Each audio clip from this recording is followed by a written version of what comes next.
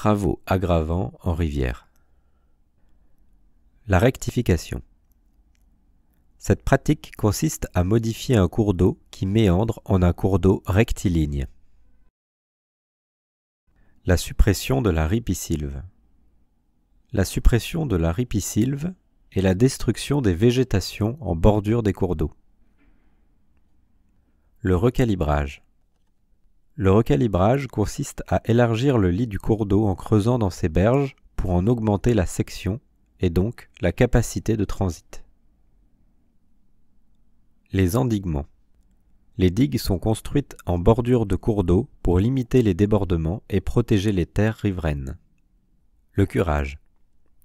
Le curage consiste à creuser le fond du lit pour en augmenter localement la section et la capacité. L'utilisation des techniques précédentes peut permettre localement de limiter la fréquence des inondations, mais a des effets négatifs à l'aval et à l'amont.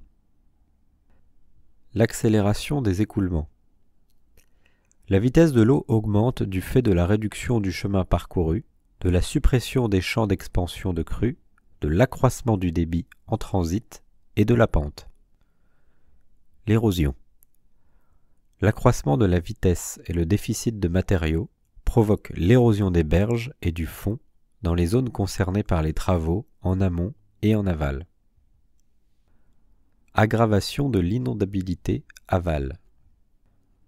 L'augmentation de la capacité de transit des secteurs aménagés à l'amont engendre un accroissement des phénomènes de débordement à l'aval.